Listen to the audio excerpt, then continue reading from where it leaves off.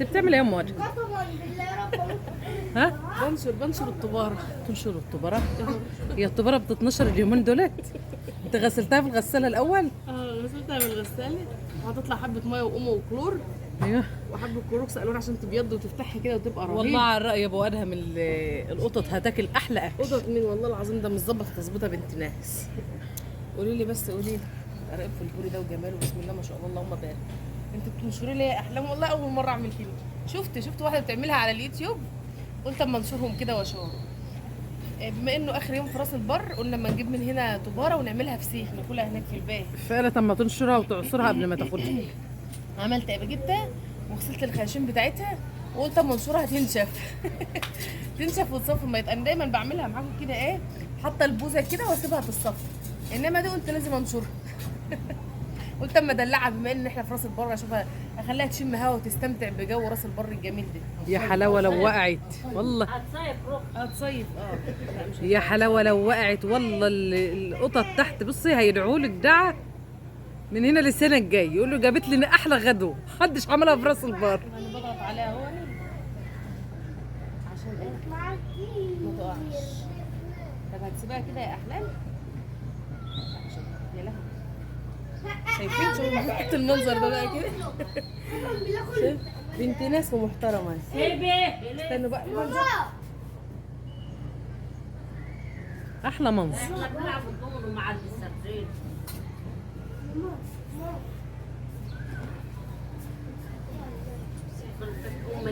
استنوا بقى اما نشوف. هنغطيها بقى عشان ايه الدبان، احنا مش هنسيبها كده. وشمسية. ايه امال ايه لازم نغطيها. لا دي مش هتنفع. هذا حاجة غريبة. استنى اما نشوف حاجه نغطاها. حتى تحرق الفيديو. بدأتي؟ مم.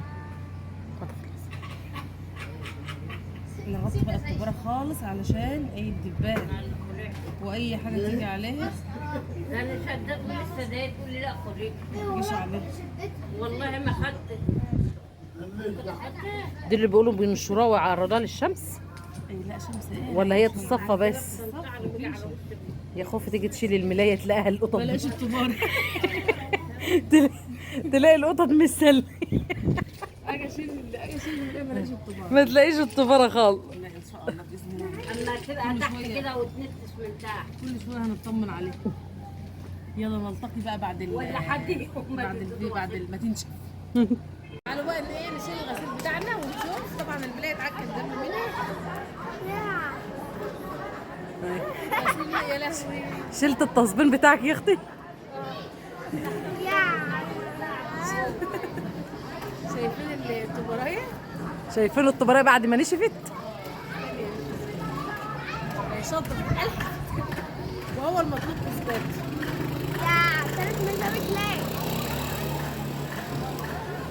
احنا عايزين كده بقى، كنا عايزينها تتصفى خالص. ما يصف ده اتصفت واتغسلت. تولع فينا بسبب المشابك. المشابك بس والملاية. الملايه بتاعتكم ايوه بتاعتكم. غسل الملايه غسل بسرعه. تعالي بقى لك عامله بالطول على طول. شايفين ما شاء الله اللهم بارك الطبريه ايه. احنا عايزينها ناشفه كده. هنجيب بقى ايه مناديل مطبخ. ده مطبخ راس البر يا ولاد. نيجي عند الخياشيم كده وايه وننشفها برضه بحيث ما يبقاش فيها اي دم خالص ولا اي ميه ولا اي حاجه من دي.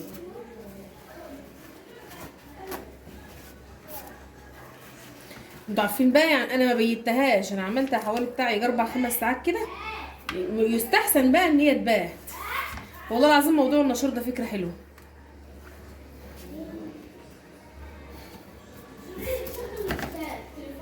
بتصفي اللي فيها.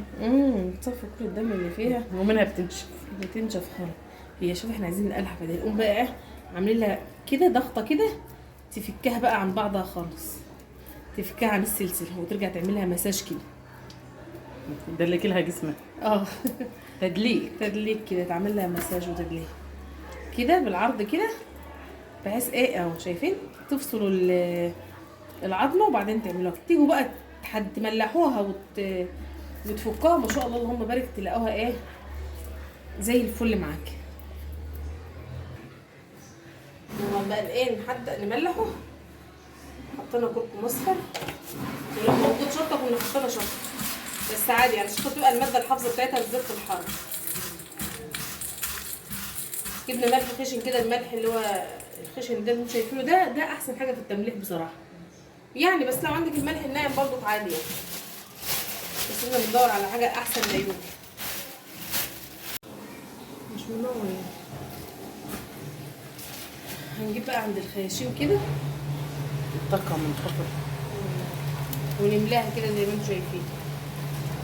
كان في حد سألنا على تمليح الفسيخ، وانظرنا بقى على الإضاءة.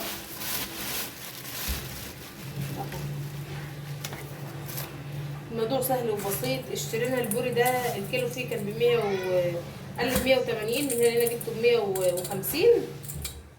هتيجي تشتريها اصلا متملحه هيديكي فيها الكيلو ب 300 جنيه و 350 جنيه. نفسي امي تصدق ان احنا بنصور. نفسي امنا عين. ماما ما بتقفش على مطبات.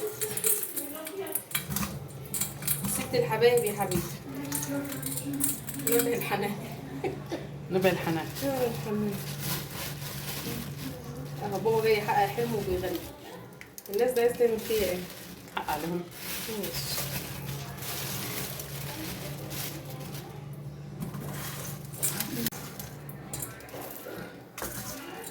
هنكمل بقى. لو عندك بصي بقيته بقى ترشيه كده زي ما انت شايفه، وتقفلي عليه بقى. انا في الحر بقعده 8 ايام، من 8 ل 10 ايام تمام. في الصيف في الشتاء بقعده 15 يوم، يعني 4 ايام ولا حاجه، وتقومي ايه عاملاه ببعضه كده وقلباه تمام.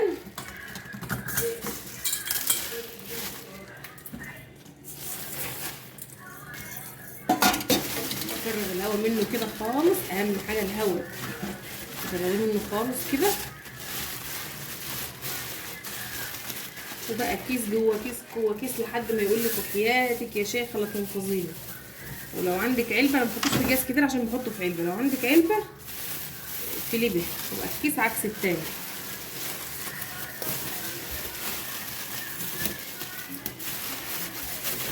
انا ما بحطوش في اكياس كتير عشان بحطها في العلبه دي كده وايه مغطيه بيها، بس هي ما شاء الله اصلا مش هتكفي لان ما شاء الله البوريه كبير. المهم تحطيه بقى تغلفيه كويس جدا، كيس جوه كيس جوه كيس، وبعد كده تفتحي عليه. ما تفتحيش بعد 4 ايام تلفيه كده وتقلبيه على الوش التاني، لو هو كده تقلبيه على الناحيه التانيه، وتفتح عليه بعد 8 ايام او 10 ايام بالكتير، هتلاقي معاكي طعمه زي الفل. اشوفكم على خير، ويا رب فيديو النهارده يكون عجبكم. مع السلامه.